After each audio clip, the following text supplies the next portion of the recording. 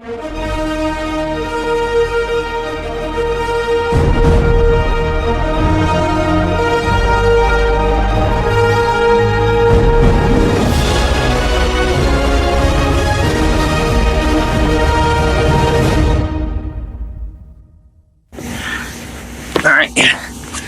I gotta do my old boy. Get it. Cheno.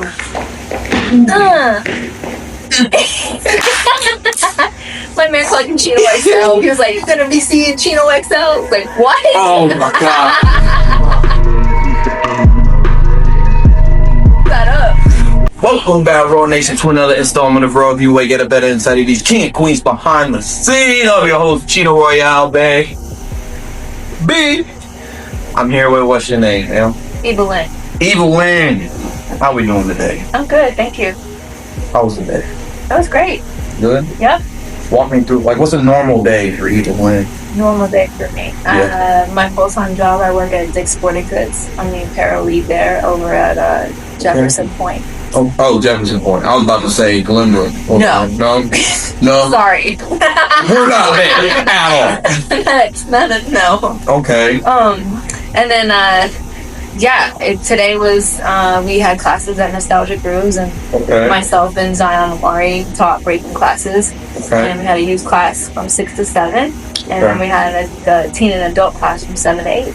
Dope. Really well today. Dope. Yeah. One thing itching on my brain right now is you're so sweet, but why is your name Evil Lynn? Like, what the fuck is going on right now? Well, I got my name from another breaker here, B-Way, named Glide. He also goes by Coda. And we were at a jam, more like performing at it. It was in Louisville, Kentucky. And I was wearing a He-Man Evil Lynn shirt. Oh, shit. Yeah. It was like during my beginnings of being a B-girl. And we were kind of trying to come up with a name for me. And I'm horrible with them. I'm whack. And so I didn't want to go by Jocelyn. And so we were figuring it out. And he was like, why don't you just go by Evil Lynn? And I'm like, why? He goes, because you're in He-Man and you're wearing a shirt. Are you huge in the He-Man?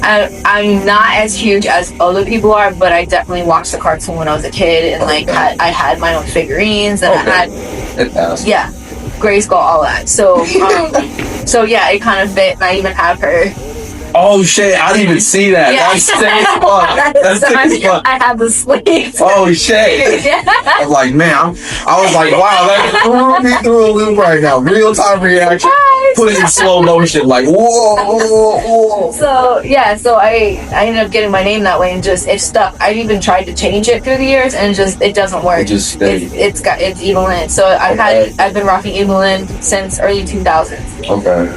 Now, I can definitely understand that because I've told the story so many times, but it's just like where I got my name is like it all stuck from in high school. Somebody called me Cappuccino because I was like in a very like suburban school, so I was like one of the only mixed kids. Yeah. So like somebody just called me Cappuccino one day, and and I actually lived by Cappuccino.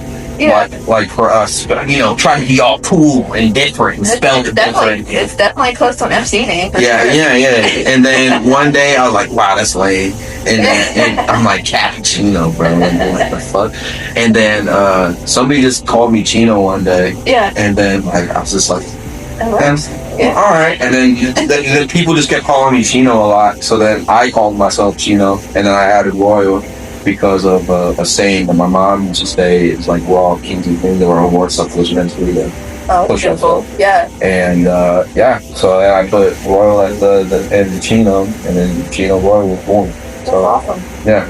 So but I'm not Evil Lynn, and I don't have a tattoo of He-Man and shit. A lot of people try to associate it with the way I dance. That with breaking, you tend to have, at least in your beginnings, when you don't absorb everything that comes along with it, you think you have to be like super aggressive and like be in people's faces, and in my beginnings as a breaker, I was doing that stuff because I was emulating the guys. So a lot of people that met me like, oh, that's why you got Evil Lynn, because you're so like mean when you battle and you're in each other's face. I'm like, I mean, sure, but not really. So walk me through where this all started for you. Like, did you just come come out the womb just break dancing to the doctor? No, like, definitely don't. No. Why are they moving right now? They're a baby. I was living in South Florida. I wasn't even 21 yet. I was like 19, 20, and I had met some dancers there. I was a club kid, okay. And I wouldn't even have to sneak out. At that time period in South Florida, you could go to the club if you were female, and once you turned 18, you could get in the club. And it was 18 for girls and 21 for guys. So I was always going into the clubs in and out, especially on like Wednesday and Thursday night at this one club. They would have electronic, break beats, drum and bass, all that, because I thought at that time period that was the music that, and I didn't associate it with hip hop till later on, until I knew what was up. So so when I got involved with that, I got hired as a dancer at like 19, and I was going to the clubs, and then I was doing it. So for dancers in South Florida, if you were connected to a bar mitzvah or bat mitzvah, you could make serious money on the weekends. Yeah, like you could come. Like I remember making, the most I made was probably $400 or $500 from a 2-hour gig. Now, are you doing like hip hop stuff for the bar mitzvah? It's just the cheesy, like, all right, guys, get your hands together, do, and then the wow factor will be if you. I mean, I technically wasn't a street dancer then, but I was very much of a chameleon. So when people would teach me stuff, I would pick it up, because I was also, freestyling at the club. Yeah. So I would utilize that in my showcase, and so that's also why they hired me. So I didn't really have too much training. The most dance training I've had in my life was when I was all the way up until I was 11, and I remember being on stage, and my mom had me in a costume, and I hated it. Like I didn't want to do that, and I remember feeling that way, going, "This is not where I want to be," and so I never pursued dance. Right. And I didn't pursue all of this until that part of my life. Now, were you still in Florida? Like at that time period? When it all clicked for you that you want to keep pushing down this road, or did you come here first? I did when I was working for that bar mitzvah company, because I saw what everybody was doing, and then when I met other street dancers in that time period, I met b-boys and b-girls and lockers and poppers, and there was really no other style, like street dance wise, in that time period that I was associated with. So being around that, but I was also a toy, like, meaning I was so green to everything that I was just absorbing it, but I had no education, I had no culture, I had nothing. Like, no one put me on to anything because they knew that I was a toy. So until I could actually earn someone's respect, that was later on when I actually came to Fort Wayne. So I lived there. I moved to Fort Wayne because I also raised BMX at the time, and I had a boyfriend here, and I moved here to be with him here. And I started meeting other dancers, and it's kind of a long story, but long story short, that's when I got put on to everything, because the dancers that I've met in the early 2000s, I had met prior in my BMX career, coming backward to see my boyfriend. So we kind of all ended up intersecting in some way, and then I see them, and I always tell the story of when I first met them. It was like a scene out of You Got Served. Like, I was living here trying to work as I believe I was doing like ballroom dancing. I was trying to make money, but I didn't want a real job, so I was trying to do like side hustles. And so I met this gentleman. His name's Chris. Yeah, still lives here in Fort Wayne, and he had a ballroom studio, and he hired me. And I was working for $7 an hour. Was he in like a whole like dance competition or something? I think so. Yeah, I know he still teaches in the city. I haven't seen him since I've been back. Yeah. You got some. Oh, well, the You Got Served part is that I don't know what time period when I did this, but there was a club called Subterranean back in the day, and I was there. And I was dancing, but I also had these flyers. And so I was putting up these flyers for, like, breaking practice. You gotta think, nobody was doing that. Right. And so I'm so green, I'm like, I'm just gonna meet people. and I don't know that world, like, coming here. So when I did that, they all showed up. It was dancers, so it was B-Boy Glide, Pringles, who's also my crewmate now, MSG, who's also Tetsudo Fong here, I don't believe Alex was here. There's Popula, who's also a well-renowned popular that lives here. All these dancers showed up to check me because they were like, "Who's this chick? Like, who's making this?" I didn't even know it was me as a female. Like, who put out this flyer for breaking practice for b-boys and b-girls? Nobody was doing that. So when they did, they see me and they're like, "Okay," and then they start asking me questions and they're like, asked me about dance moves. I did a 6-step in front of them, was completely whack, and before I knew it, conversations we would have there, and you know, it was really in depth that day because it showed me like, dang, these people showed up to check me, and it's not to be negative. It's just they wanted to know who's really trying to like rep this, and so what happened was they all befriended me. I ended up going back to, at the time they were married, Gladys Michael's house, and then they put me on the footage. We were watching VHSs for hours. They showed me, like, what this was. And also, too, that was the day I realized that James Brown, like, his music was impactful in breaking it in hip-hop. I never knew that. And because I was such a club kid before I moved to Fort Wayne, that I was listening to breakbeats and all, I didn't realize any of that was connected until that moment. And so with the James Brown thing, like, walk us through, because I've always heard, like, especially with James Brown, I've heard, like, some stories of, like, even, like, him, like, feeling the beat. Like, him not even, like, writing, like he's an original super crazy stuff. It's, like, literally a lot of his, like, cues to the band, even. It's, like, certain noises and whatnot, moves and whatnot. There's footage of him that the band that he had back in the day with the JVs. So but those were all very famous people connected to him. So, like, the guitarist Bootsy Collins was in his band. Marva Witt was one of his singers. When you see all that and you kind of dig for that music, you realize like how much of his band was improv. That's what it was. Like, he would direct everybody and tell them what to do. And when it came to him connected to breaking it, it had more to do with like the dance, the music, all of it. And so a lot of people call him the original b-boy because his music impacted so much because of the time period of when it all like kind of exploded back in like the late 70s or late 60s, early 70s. Now, I also want to touch on something that you said earlier. It almost made me think to even like a sports sort of, like, I have a sports analogy for it a little bit, because like I was just like, you were talking about like certain people that are specific on certain dance things. Are there like, just like there's certain positions that people play, is it kind of like that for like dancing? Like you said, there's poppers, there's certain b-boys that do this and that. Like, walk me through that. Like, how does that work? Like, is there anybody that like does it all? Like, is that in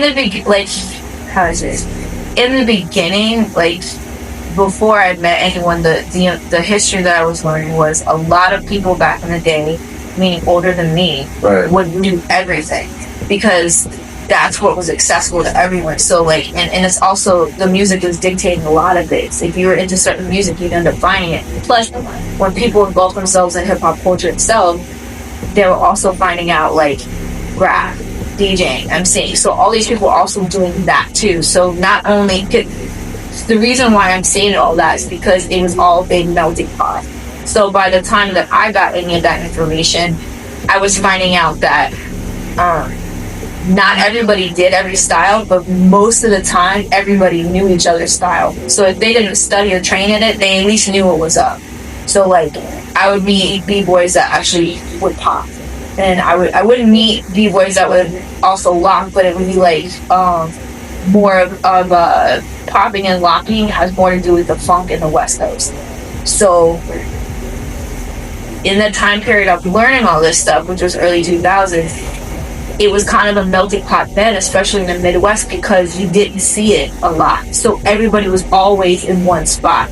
There's another, if you ever, dig, there's a really well-known jam that's called Scribble Jam that used to happen in Cincinnati, Ohio. And it was like, that was the place where everybody went. MCs, like, the culture was there, and it was started by Mr. Divs. I unfortunately never got to go. The year that I wanted to go, they canceled it. But they're about to come out with a documentary on that jam, because that's where all the famous MCs now, like, Eminem was in a MC battle there.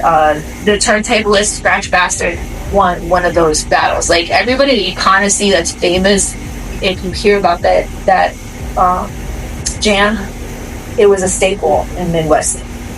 So there's a lot of connection there. Crazy.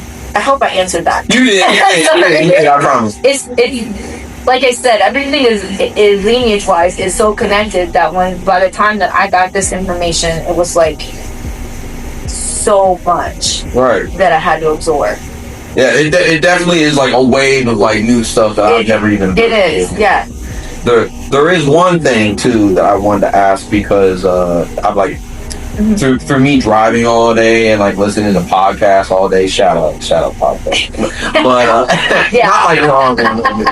But one thing that I've heard is like obviously in hip hop, like I think it was like a Jay-Z interview, and he was like talking about how the stages of like hip hop and like what it started with. Obviously, it started with like obviously MCs, DJing, and then you had like B-boys and whatnot.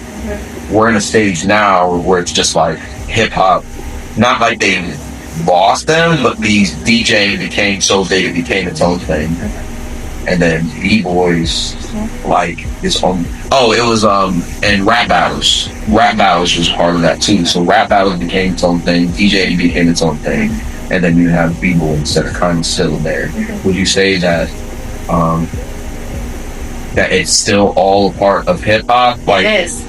Like a lot of people, I feel like look at it as like those things aren't. They do but it's because of perception.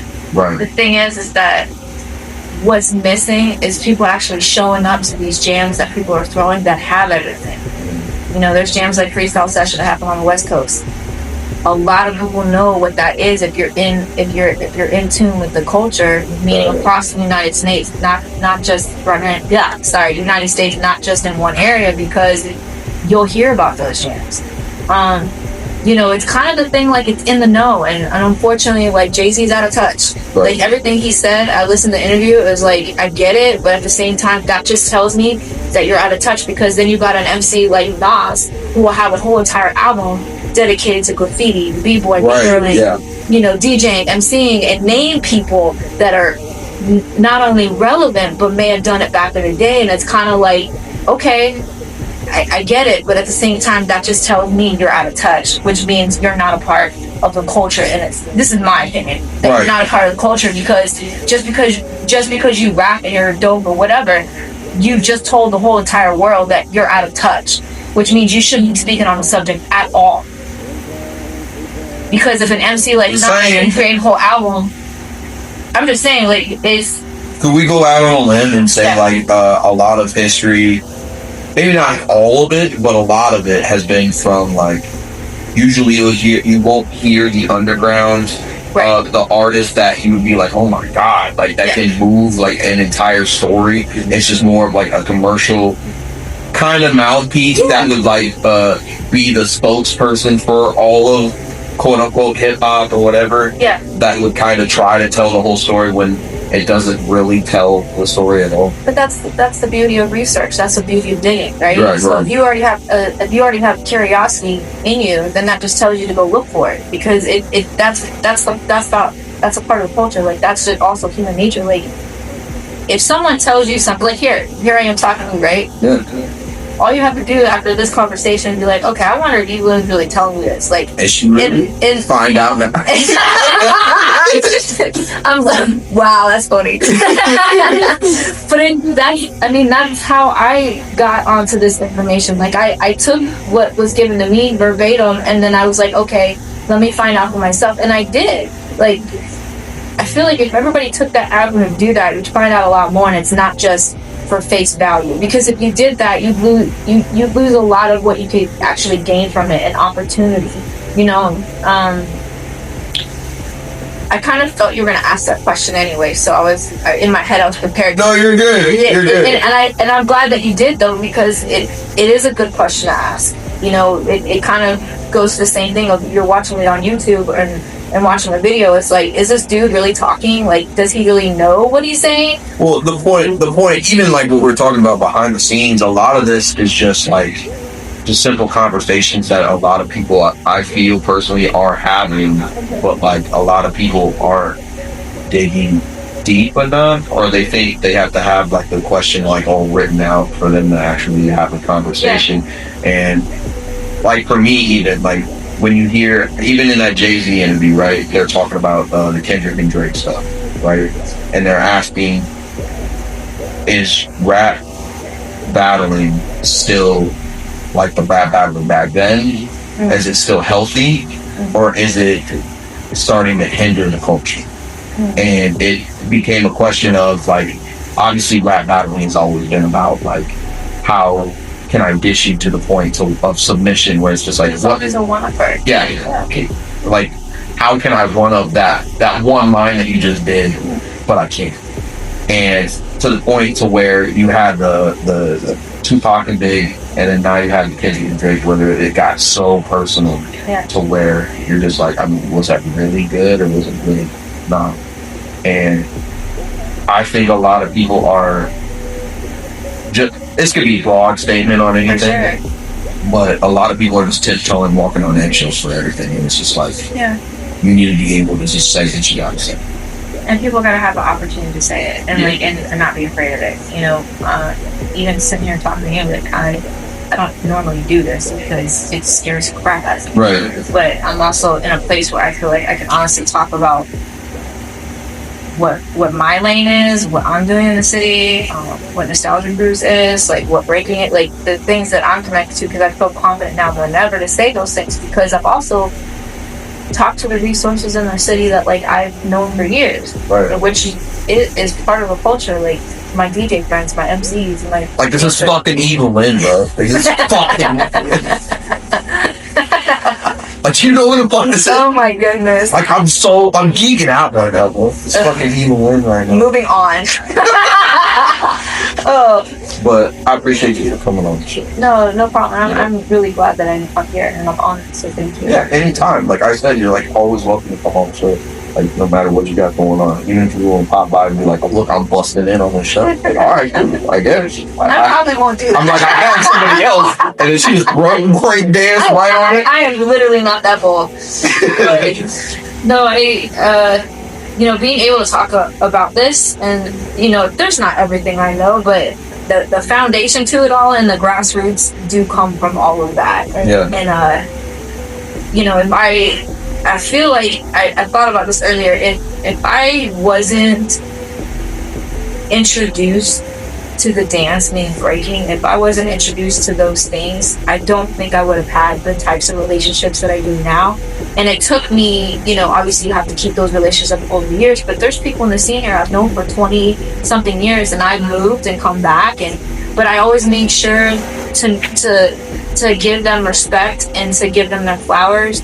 And also, like, when I do anything, I'm asking them their advice, because they were here before me. And I think that's something that's also not done enough, that people don't give the respect to people that have been here in the game for a long time, meaning, like, what people are doing out in the community. You know, it's not always just one person, it's an entire village. Give me something that you believe, like, one or two things that you believe would help this specific community that you think that isn't there right now. I think it's there. I think the thing is that people don't know how to, like, not everybody, but I think the understanding of connection, like how do you do this in order for this to happen? So here's an example. I moved away for 10 years, and I came back, and I'm in a relationship with Koss that lives here, named Ryan Evans, and I wanted to move back because I knew Fort Wayne felt like home for various reasons. And when I came back, I did not want to do what I'm doing. I said, you know what? No, I'm just going to chill when I get here. But I heard a lot of things from different people, including the dancers, and I felt like there was so much disconnection.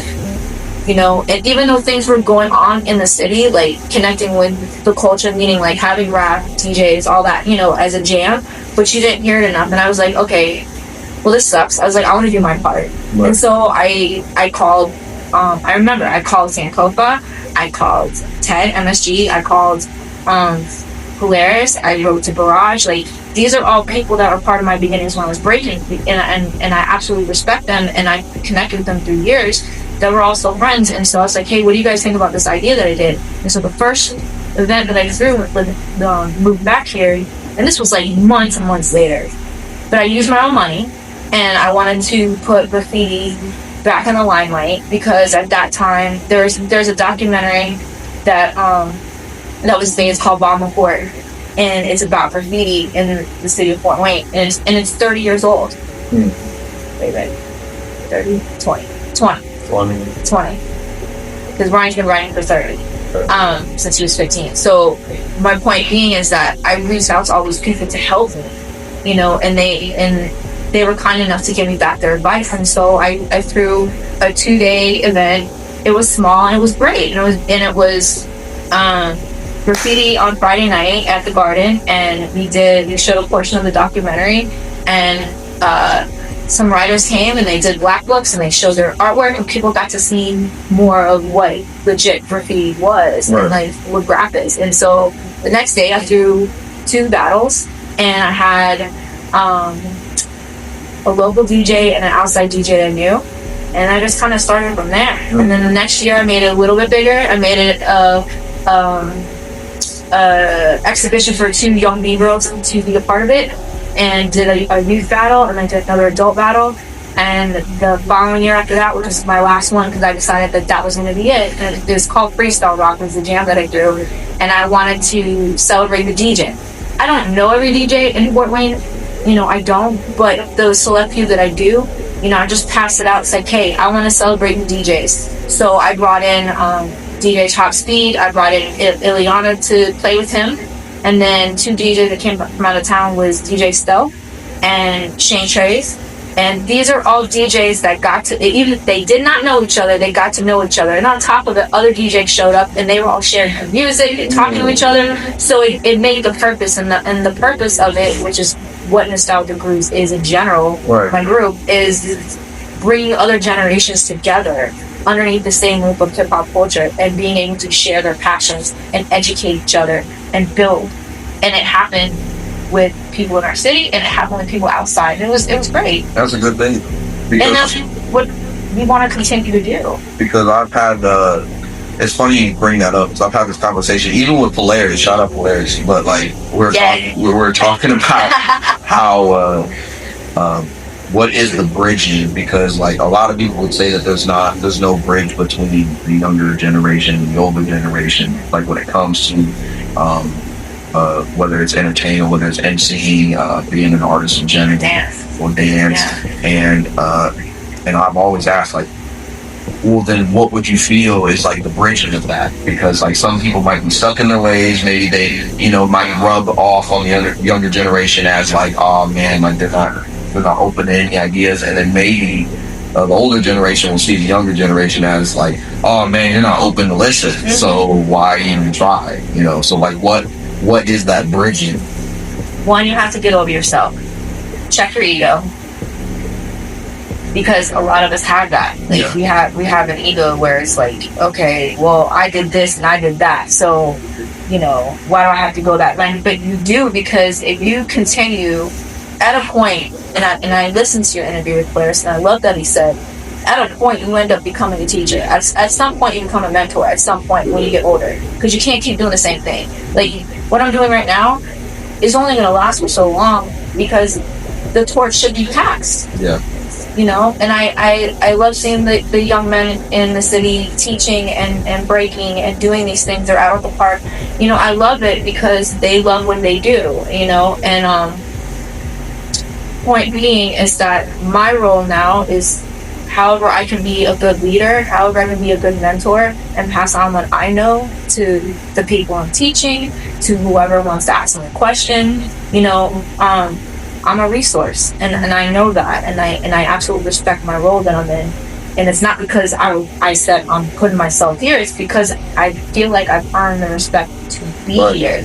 And if I didn't, there would be people out there checking me, like, nah, you shouldn't be in that spot right now. Like, you need to do X, Y, and Z. And it's a healthy balance. Yeah. Does that make sense? It makes sense because I feel like as artists, we're always trying to find, and this could go to even just being people, you know? Sure. Like, we always want to find that quicker way to get in there. Like, what's the 100% definite way, guaranteed? I need a guarantee, everybody, on how to do this, how to get the connections, how to get the limelight, how to get the spotlight, how to get the stages, how to get all the fans. It's just like there is no answer. No, and you gotta earn it too. Yeah, and it takes time to like actually come to that realization. And even I've had to have my own realization as an artist, where it's just like doing the groundwork, and like whether it was like, and ironically it came from me doing these interviews. Actually, is like you doing this over and over and over and over and over and over. You get better.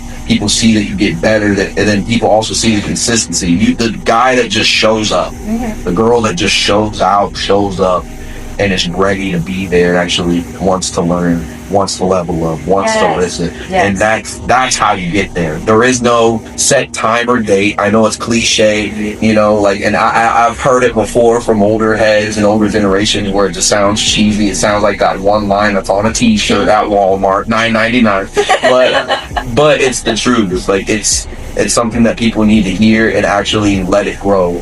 And you have to be honest with who you're talking to, like, and know, like for me, I know I can only do so much in my dancing, and I know I can only get so far. And it's not because I'm shortening myself; it's because I'm older, my body is deteriorating, and I know my lane, like I know my level. And some people don't want to say I know my level. Like, I don't have an unrealistic look of what Evil Lynn is, or Jocelyn. That's my real name. I have a look that this is what I can offer. This is what I can give you. This is who I am. This is what I share for you. And if I don't have the answer, or if I don't have the moves in my dance or whatever, I'm going to bring you to this person. And that's the beauty of it too, is that, and I think that's where the balance is as far as, you know, bringing it to the youth. It's like, you got to be honest enough to say, hey, I may not have the answers, but you know what? I have the means and the resources to bring you so-and-so. And that person's going to teach you this. So if you want to level up, and that's what I've done. And I think that's what helps me understand and be able to connect. You know, I never thought I could when I first started, but that's also when I realized that not everybody's meant to teach at that time. You're in your head. Like, you may think you're a teacher, but you ain't ready if you don't want the responsibility, the mentorship, because that comes along with it, and you are responsible because your imprint goes on that student. Everybody can learn, not everybody can teach. There you go. And in the beginning, I wasn't ready to teach, but I thought I was. But when I realized I couldn't give what was necessary, then that's kind of where, when I came in, like, I didn't think I wanted to do it, but I realized, like, I have taught before, but I learned lessons from other people and learned that, like, this is what I was supposed to do and this is what I'm not supposed to do. And it's kind of helped me guide into where I'm at now. Working Evil Lynn, buddy. Yeah. Okay. I want to thank you for coming on again. I appreciate you showing out, showing up. If you didn't see that awesome fucking move that she did in the promo, you need to go back to my IG and watch. Go to her IG, whatever. Watch this freaking move. Go check out all her moves. You said you had some events and stuff. Yes. So if you go to my Instagram handle or ours at Nostalgic Grooves, you'll see some footage, some stuff from prior events. One recently we just threw was Holding Down the Fort with Sankofa, and it was such a dope event. The whole, like, everything we had on the plate. The next one I'm doing is with J Tubbs. I'm working with him. He's gonna do like a hip hop expo in July. Okay. And what my portion is, I don't want to throw a battle, but what I do is bring in professionals that are in their field and breaking, that like they're specifically good at certain things. And so I have 5 different people. So I'll have like a rhythm workshop, up rocking, which is a whole other side of dance with breaking, battling, and then a footwork workshop. And it's breaking heavy, but also we're gonna have an open session. Hopefully it works out. It's at Dayton's on a Sunday. The date, I believe, is July 25th and 26th, I believe. But there'll be information out on it. I'll try to get that information for you and put that down, or from you, and get that down in the description. Okay. Also, is there any social medias, IG, Facebook, any place they can find you online and contact you if they're trying to do all this stuff? At Evil Lynn 01 is my Instagram, and then if you look up Nostalgic Grooves, I spell it NEUSTALGIC. Grooves. Nostalgic meaning new, and then old mixed together. Okay. Yeah, I didn't come up with that name. My man did. Okay. Shout out to Cons, because I was horrible making the name up. She already said it earlier. She didn't see it. She's bad with names. But these names are coming together. We're getting it. I'm just being honest, but that's the truth. But I got one final question before we get up on out of here. You just break dance your way on the starting line. I already know. Okay. But where do you see all this stuff going in the next couple of years? Like, what's the overall end game amidst Evil Lynn?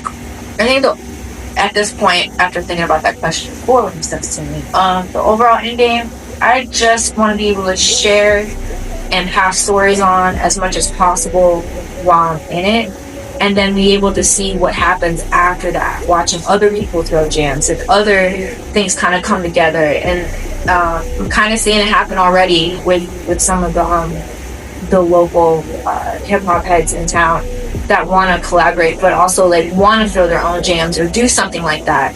Or even the guys that I'm working with, Saki and Zion, like have their own creative network with the dance, or throw their own things. Like, I want to sit back and watch everybody else flourish, and be able to enjoy, not about what I was in to contribute, but more like what they interpreted for themselves, to see them grow and be able to live life.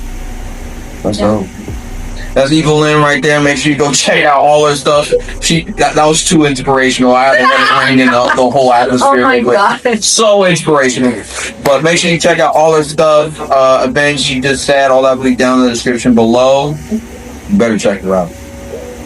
But until next time, stay royal out there. Peace.